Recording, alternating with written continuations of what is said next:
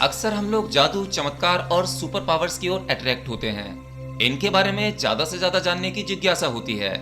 सोचते हैं कि काश के ऐसा सब कुछ हम कर सकें। इसलिए कई बार ना चाहते हुए भी इन पर हम रिसर्च करते रहते हैं। लेकिन क्या आपने कभी इमेजिनेशन करने की कोशिश की है कि हम सबके अंदर उस परमात्मा ने बाय डिफॉल्ट एक सुपर पावर दी है।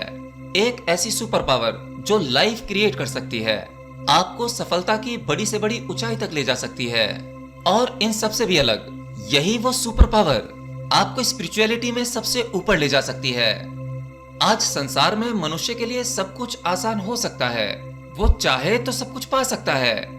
लेकिन संसार का सबसे मुश्किल काम जो है वो है आत्मज्ञान, जिसका कोई कोर्स नहीं है, टेक्निक नहीं है। ये आत्मज्ञान या स्वयं को या इस ब्रह्मांड को जानने का जो तरीका है, उसके लिए जो ऊर्जा चाहिए, वो सुपर पावर भी यही है जो आपके अंदर बाय डिफॉल्ट दी गई है। जी हाँ, आपके वीर्य में इतनी जबरदस्त पावर है जिसके बारे में आपने कभी ध्यान से सोचा ही नहीं। ये अद्भुत है। और इस सुपर पावर को आप जाने अनजाने कपड़े में, टॉयलेट में बहा देते हैं, वो भी केवल एक क्षण के मजे के लिए। जब जब कोई व्यक्ति मास्टरबेशन करता है, वो व्यक्ति लगभग उस समय मूर्छित अवस्था में होता है। वो कुछ पागलों जैसी हरकत करता है। इस क्रिया को करते समय जो आप करते हो, अगर वो किसी दूसरे को करते हुए देखोगे तो आप उसे मूर्ख या पागल बताओगे। अब आप अपने आप से एक सवाल कर सकते हो कि ईश्वर ने जो पोटेंशियल आपके अंदर दिए हैं, क्या आप उसका पूरा इस्तेमाल कर पाते हैं? क्या आपके अंदर जो एनर्जी दी है, वो एनर्जी अपने अंदर महसूस कर पाते हैं? क्या आप अपने आप को पूरी तरह से कभी होश में देख पाते हैं? क्या आप अपने आप को इस प्रकृति, इस ब्रह्मांड से जुड़ा हुआ महसूस कर पाते हैं? अगर आपको इन सवालों के जवाब मिल जाएं, तो अपने आप को बता देना। किसी और को बताने की आवश्यकता नहीं है। आप स्वयं के लिए ही ईमानदार हो जाओ, बस यही काफी है। देखिए, मास्टरबेशन करना कोई अच्छी या बुरी बात नहीं है। ये कोई धर्म, अधर्म या नैतिकता की बात नहीं है। ये केवल खुद के बोध को पहचानने के बारे में है, हमारे अंदर दिए गए उस पोटेंशियल के बारे में है, जिसे आज का विज्ञान धीरे धीरे समझने की कोशिश कर रहा है। ये आपकी पूरी संभावना को जगाने के बारे में है। अब इसका मतलब ये नहीं कि आप अपने वीर्य ऊर्जा को अपमान की नजरों से देखें। मैंने शुरू में आपसे कहा था कि आपके भीतर ये एक अद्भुत ऊर्जा है जो जीवन का विस्तार करती है, और आप ईश्वर की लीला में सहयोग देते हैं। इसीलिए हमारे प्राचीन शास्त्रों में वीर्य ऊर्जा को सम्मान और श्रद्धा की नजरों से देखा जाता था। आपने कई लोगों को कहते हुए सुना होगा कि मास्टरबेशन नेचुरल है, लेकिन जब हम शास्त्रों में झांकते हैं तो हमें पता लगता है कि ऐसा बिल्कुल भी नहीं है। विज्ञान आज चाहे कुछ भी कहे, कल बदल सकता है, उसके विचार बदल सकते हैं, उसकी सोच और खोज बदल सकती है। मैंने भी पहले कई बार अपनी वीडियोस में कहा है कि संभोग एक नेचुरल प्रक्रिया है। याद रखना, संभोग अर्थात सेक्स नेचुरल है, पर मास्टरबेशन नेचुरल नहीं है। क्योंकि अगर मास्टरबेशन नेचुरल होता तो मनुष्य के अलावा पृथ्वी पर बाकी जीव जंतु जो हैं, जो जानवर हैं, पशु पक्षी हैं, वो भी मास्टरबेशन करते। परंतु वो सब मास्टरबेशन नहीं करते, क्योंकि वो सब एक नेचर के बनाए हुए प्रोसेस से जीते हैं, उस तरीके से जीते हैं। पर आज का बुद्धिमान मनुष्य मास्टरबेशन करता है, जो कि नेचुरल नहीं है। और हम सबको सेक्स के प्रति अंधकार में रखने का श्रेय जो सबसे ज्यादा जाता है, वो हमारे इस समाज को जाता है। देखिए, मास्टरबेशन की क्रिया हमारे इमेजिनेशन से पैदा होती है। अगर हम स्पिरिचुअली ग्रो होना चाहते हैं तो हमें सेक्स को ट्रांसफॉर्म करना होता है, और ये कोई इंग्लिश स्पीकिंग कोर्स की तरह नहीं होता। इसके लिए तो आपको बस समझ चाहिए, बोध चाहिए। तो सेक्स अपनी जगह सही है, वो प्राकृतिक है, लेकिन मास्टरबेशन बहुत निचली अवस्था है। इसलिए शायद आपने कभी न कभी अनुभव किया होगा कि एक व्यक्ति सेक्स से तो कुछ समय के लिए सेटिस्फाई हो सकता है, लेकिन मास्टरबेशन से कभी सेटिस्फाई नहीं हो सकता।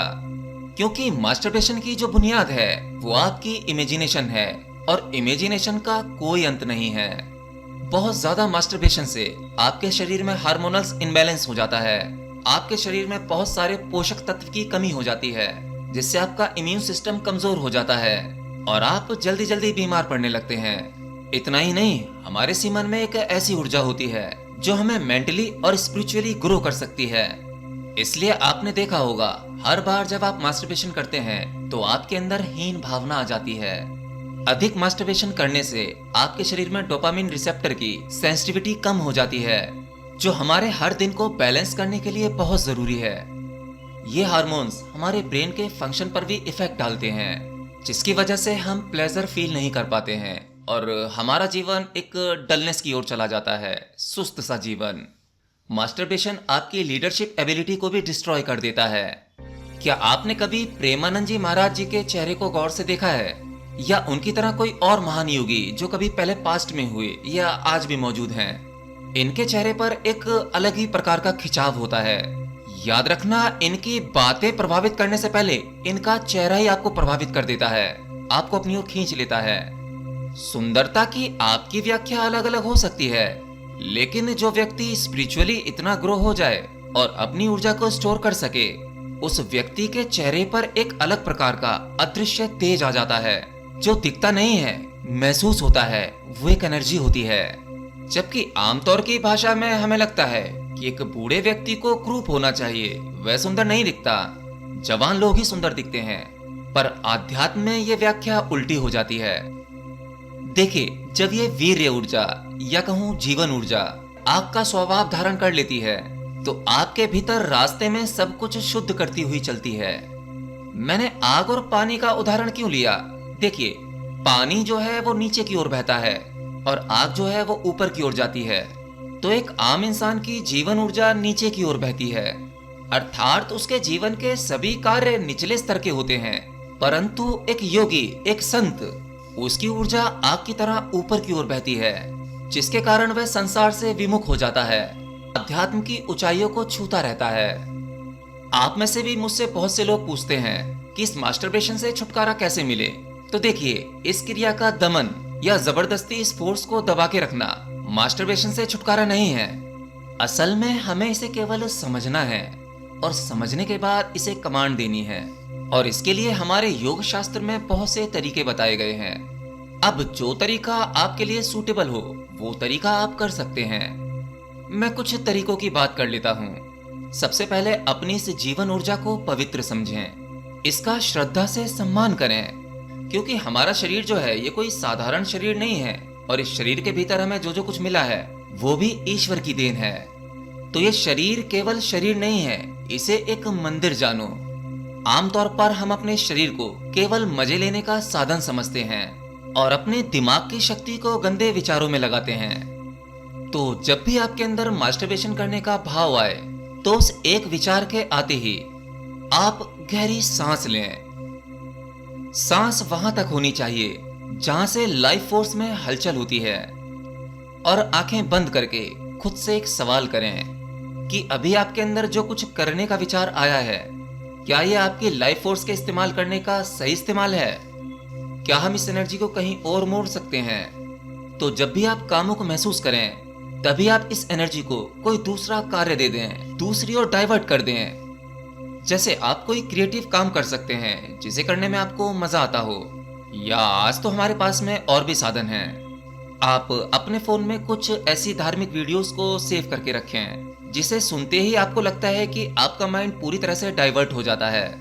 फिर आप देखेंगे कि आप उस काम को या उस विषय को और गहराई से समझ पाएंगे।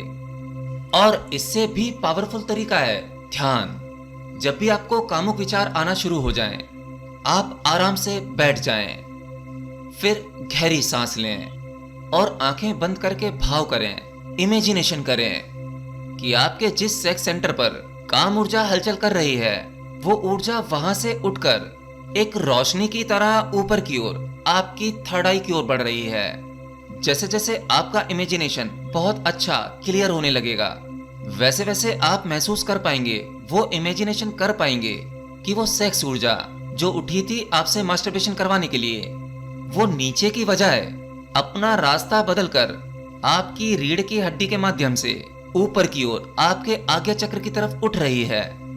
फिर आपको सांस को छोड़ते समय आपके थर्ड आई से वापस उसी बैकबोन के रास्ते से नीचे की ओर आने दें। देखिए, यहाँ पर केवल आपको इमेजिनेशन और विचारों को नहीं लाना है, बल्कि इस पल को महसूस करना है। ये होते हुए महसूस होना चाहिए। इसे केवल 5 मिनट तक रिपीट करें। तो ये 2 तरीके हैं जिसे आप लोग आराम से कर सकते हैं, और ये कोई मुश्किल भी नहीं है, आसान है।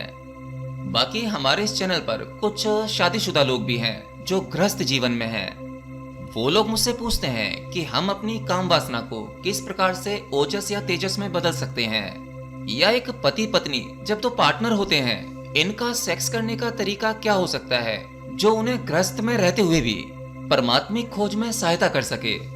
तो इसके लिए पूरा एक ग्रंथ है, विज्ञान भैरव तंत्र।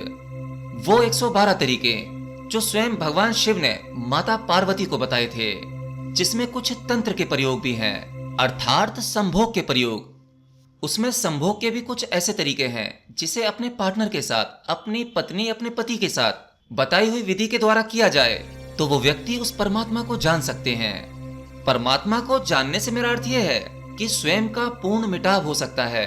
और जब स्वयं का पूर्ण मिटाव हो जाता है, जानने वाला भी नहीं रहता, तब केवल वो परम सत्य शेष बचता है। ओशो रजनीश ने भी इस बात को अच्छे से समझाने का प्रयास किया है अपनी एक पुस्तक संभोग से समाधि, जो काफी कंट्रोवर्शियल रही। हालांकि उन्हें समझने के लिए आपको अपना लेवल थोड़ा सा ऊपर करना होगा। एक साधारण सा व्यक्ति, सामाजिक सा व्यक्ति शायद उन्हें ना समझ पाए। बाकी अगर आप लोग पति पत्नी के शारीरिक संबंध के बारे में कि वो किस तरह से होना चाहिए, इस बारे में कुछ जानना चाहते हैं तो कमेंट बॉक्स में लिखकर बता सकते हैं, या मुझसे ईमेल पर पूछ सकते हैं। ईमेल का लिंक और व्हाट्सएप नंबर आपको डिस्क्रिप्शन बॉक्स में मिल जाएगा। तो बस आज के लिए इतना ही। मिलता हूँ अगले वीडियो में किसी नई जानकारी के साथ। तब तक के लिए जय श्री कृष्ण।